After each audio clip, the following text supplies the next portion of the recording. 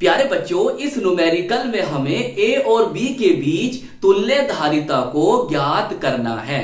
तो चलिए फिर कॉपी और पेन निकाल लीजिए और सॉल्व करते हैं बहुत ही आसान तरीके से। तो प्यारे बच्चों, ये परिपथ हमें दे रखा है। प्यारे बच्चों, इस टाइप के जो न्यूमेरिकल होते हैं ना, वो बहुत ज्यादा आसान होते हैं। बस प्रॉब्लम पता आपकी कहां आती है, आप ये नहीं पहचान पाते कि भाई जो परिपथ हमें दे रखा है उसमें जो संधारित हैं समांतर क्रम में कौन है और श्रेणी क्रम में कौन है। तो सबसे पहले आप यही समझो। देखो प्यारे बच्चों, अगर आप ऐसा क्रम देखें, ये संधारित है ऐसे ऐसे ऐसे, ये इसकी प्लेट है, ये भी इसकी प्लेट है, ये इसकी प्लेट है, और देखो तीनों जो प्लेटें हैं ये आकर किसी एक बिंदु से जुड़ रही है। इसी तरह से ये वाली प्लेट मान लो, ये वाली प्लेट जो है ये भी आकर किसी एक बिंदु जुड़ रही है। अगर आप ऐसा क्रम देख लेते हैं तो समझ जाओ कि वहां पर होगा समांतर क्रम, सही। और अगर आप देखें श्रेणी क्रम, ये संधारित है, तो इसमें प्यारे बच्चों एक संधारित की एक प्लेट दूसरी प्लेट से जुड़ रही होगी। एक प्लेट दूसरी प्लेट से अगर आपको जुड़ती हुई दिखाई दे तो समझ जाओ वहां क्या होगा, श्रेणी क्रम होगा, सही है। क्या होगा, श्रेणी क्रम। तो ये हो गया आपका श्रेणी क्रम और ये हुआ आपका समांतर क्रम, सही है। अब इन दोनों बातों को याद रखना, इसी के द्वारा हम पूरे न्यूमेरिकल को समझेंगे और साथ में हम डायग्राम भी बनाएंगे, सही। चलिए अब प्यारे बच्चों, आप देखो अपने इन दोनों संधारित्र को और इन दोनों को, तो ये कैसे क्रम में आ रहे हैं सर, ये तो ऐसे क्रम में आ रहे हैं और ये वाला भी ऐसे क्रम में आ रहे हैं। तो इसका मतलब ये कैसे क्रम में हुए सर, ये हुए हमारे समांतर क्रम में। तो प्यारे बच्चों, इस न्यूमेरिकल को और ज्यादा आसान बनाने के लिए, ताकि आपको और अच्छे समझ में आ जाए, हमने क्या करा, हमने इस परिपथ को इस तरह से बना दिया। अब प्यारे बच्चों, ये दोनों हमारे कैसे क्रम में है, समांतर क्रम में है, तो हमने इनको यहां लगा दिया, सही है। इसी तरह से ये दोनों कैसे क्रम में है, समांतर क्रम में, तो हमने इन दोनों को यहां पर लगा दिया। देखो प्लेट, इसकी ये प्लेट, इसकी ये प्लेट, इसकी ये प्लेट आकर एक ही बिंदु पे जुड़ रही है ना, तो ये कैसे क्रम में है, समांतर क्रम में है। अब हमारा बच्चा कौन सा, 8 माइक्रोफैरड का, तो उसे लाकर हमने बीच में लगाया।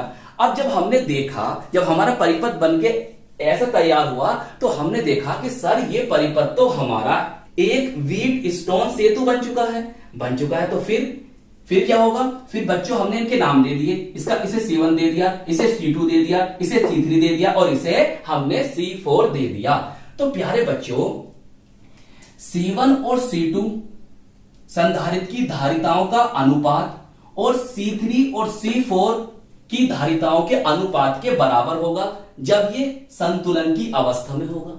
तो देखो यही बात हमने लिख दी, C1 बटे C2, C3 बटे C4, चाहे निकाल लो आप। देखो C1 3 है और C2 कितना 6 है। इसी तरह से देखो C3 कितना है, 3 है, और C4 कितना है, C4 6 है। देख लो आ रहे हैं बिल्कुल बराबर। तो प्यारे बच्चों, जब ये परिपथ आपका संतुलन की अवस्था में होगा तो यहां पर जो ये 8 माइक्रोफैरड का संधारित्र लगा हुआ है ये प्रभावहीन हो जाएगा। चलो मैं इसका नाम भी दे देता हूं आपको, इसे C5 कह दो, सही है। जो आपका C5 वाला संधारित्र है ये क्या हो जाएगा, प्रभावहीन हो जाएगा जब ये परिपथ आपका क्या है, संतुलन की अवस्था में है। तो और C5 पर कोई आवेश संचित भी नहीं होगा, कोई आवेश संचित भी नहीं होगा। चलिए इतनी बात समझ में आ गई। अब देखो इसकी तो हो गई यहां से छुट्टी। अब ये जो परिपथ बना प्यारे बच्चों, अगर हम देखें ये दोनों पर, अब ये तो खत्म हो गया। अब ये जो दोनों हैं, ये वाले और इसी तरह से ये वाले और ये वाले कैसे क्रम में आ जाएंगे, श्रेणी क्रम में आ जाएंगे, सही है। इसे यहां से निकाल दो। तो अब जो परिपथ बनेगा वो इस तरह से बनेगा, सही है। यह आपका 3 माइक्रोफैरड और ये वाला 6 माइक्रोफैरड का। इसी तरह से ये वाला देखो 3 माइक्रोफैरड का और ये वाला 6 माइक्रोफैरड का। जब हमारा ये वाला परिपथ इस तरह से बन जाता है तो अब हम क्या देख रहे हैं, हम देख रहे हैं सर देखो एक संधारित्र की एक प्लेट दूसरी प्लेट से क्या हो रही है, जुड़ रही है। इसी तरह से ये वाली प्लेट भी इस वाली प्लेट से जुड़ रही है। फिर हमने इनके नाम दे दिए, इसे हमने C1 दे दिया, इसे C2 दे दिया, इसे C3 दे दिया, C4 दे दिया। तो अब हमें क्या समझ में आया, हमें सर ये समझ में आया कि हमारा C1 और C2 और इसी तरह से C3 और C4 भी श्रेणी क्रम में है। कैसे क्रम में है, श्रेणी क्रम में। तो चलिए फिर आगे सोल्व करते हैं। इसे तो रफ कर दूं। देखिए आगे सोल्व करते हैं। तो प्यारे बच्चों आप लिखोगे C1 व C2 श्रेणी क्रम में है। तो प्यारे बच्चों श्रेणी क्रम में जो यहां पे लिख दो, चलो यहां पे तुल्य धारिता, हम इन दोनों की जो तुल्य धारिता निकालेंगे श्रेणी क्रम में, उसका फॉर्मूला क्या होता है? उसका फॉर्मूला होता है सर 1/C, सही हमने इसे C डैश मान लिया है, बराबर 1/C1 प्लस 1/C2, सही 1/C बराबर 1/C1 प्लस 1/C2। ये किसके लिए है सर? ये श्रेणी क्रम में है, अगर हमको तुल्य धारिता निकालनी है, सही। तो अब क्या करें? अब बच्चों मान रख दो इनके। C1 का मान कितना है सर? 3 और C2 का मान कितना है सर? 6 है। अब देखो आपको ना प्यारे बच्चों एलसीएम लेना भी आना चाहिए। अब देखो इन दोनों का जो एलसीएम लोगे तो कितना आएगा भाई? कितना एलसीएम आएगा बताओ? 3 कम 3, 3 दूनी और 2 कम 2, कितना आ जाएगा?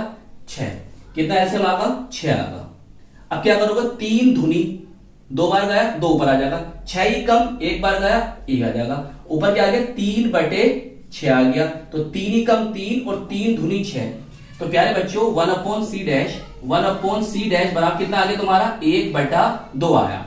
अब थोड़ा सीधा करके लिख लेते हैं इसे, तो ये बन जाएगा हमारा C डैश बराबर 2 माइक्रोफैरड, सही है 2 माइक्रोफैरड, सही। तो ये आसान तरीका था। आप चाहो तो इसे ऐसे भी कर सकते हो, C डैश बराबर C1 into C2 upon C1 plus C2, सही है, या ऐसे कर लो।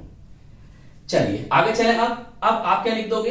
इसी प्रकार जो हमारे C3 है और C4 है वो भी कैसे क्रम में है? श्रेणी क्रम में है। इसी प्रकार C3 व C4 भी श्रेणी क्रम में है। अब प्यारे बच्चों इनके मान भी 1 से है, तो इसका मतलब यहां पर इसे कह देंगे हम C डबल डैश बराबर कितना आएगा? ये भी 2 माइक्रोफैरड ही निकल कर आएगा। जब इनके मान बराबर है तो आगे सोल्व करने की जरूरत ही नहीं है। क्या निकल कर आएगा आपका? 2 माइक्रोफैरड निकल कर आएगा। अब प्यारे बच्चों अब देखो परिपथ कैसे बनेगा उसे समझो। देखो इन दोनों की जो तुल्य धारिता आई वो कितनी आई? 2 माइक्रोफैरड। इसी तरह से इन दोनों की कितनी आई? 2 माइक्रोफैरड। तो अब देखो इसके स्थान पर 2 माइक्रोफैरड, इसी के स्थान पर 2 माइक्रोफैरड। तो अब ये आपका परिपथ बन गया। अब देखिए अब आप लिख देंगे A व B के बीच तुल्य धारिता निकाल दोगे। अब प्यारे बच्चों बताओ, देखो इसकी प्लेट यहां पे जुड़ रही है, ये वाली प्लेट यहां जुड़ रही है, ये वाली प्लेट यहां जुड़ रही है, ये वाली प्लेट यहां जुड़ रही है। तो ये कैसे क्रम में आ गए? समांतर क्रम में आ गए, नहीं आ गए? तो बस आसानी से कर दोगे। तो समांतर क्रम का क्या होता है फॉर्मूला? C तुल्य, दिखाई दे रहा? दिख तो रहा है, चलो सही है। तो C तुल्य बराबर समांतर क्रम में, या देखो एक काम और करते हैं, रुक जाओ यहां पे लिख लो यार, है नहीं? C इनके नाम दे देते हैं ना, इसका नाम देते हैं C1 और इसे देते हैं प्यारे बच्चों C2, सही है। तो C1 व C2 दोनों क्या हैं? समांतर क्रम में है, या C1 C2 समांतर क्रम में है, दोनों लिखने की जरूरत भी नहीं है।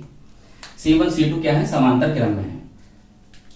चलिए अब यहां पर फॉर्मूला बनेगा, C तुल्य लिख देता हूं, बराबर क्या बनेगा प्यारे बच्चों? C1 प्लस C2, सही। ये समांतर क्रम के लिए होता है और ये वाला क्या होता है? श्रेणी क्रम के लिए होता है। चलिए अब देखो C1 कितना है सर? हमारा 2 माइक्रोफैरड है, और C2 कितना है? 2 माइक्रोफैरड है। तो कितना हो जाएगा सर? यहां हो जाएगा 4 माइक्रोफैरड, सही है। C तुल्य आपका कितना हो गया? 4 माइक्रोफैरड। और ऐसे मत छोड़ना, आप नीचे लिखना अतः करके, अतः A व B के बीच 4 माइक्रोफैरड, वो A व B के बीच तुल्य धारिता, A व B के बीच तुल्य धारिता 4 माइक्रोफैरड है। ये लिखना जरूर नीचे। तो आई होप ये न्यूमेरिकल आपको अच्छी तरह से समझ में आ गया होगा। प्यारे बच्चों अपना ख्याल रखिएगा, खूब मेहनत से पढ़ाई करते रहिएगा। हम मिलेंगे आपको इसकी नेक्स्ट वीडियो में। जय हिंद, जय भारत।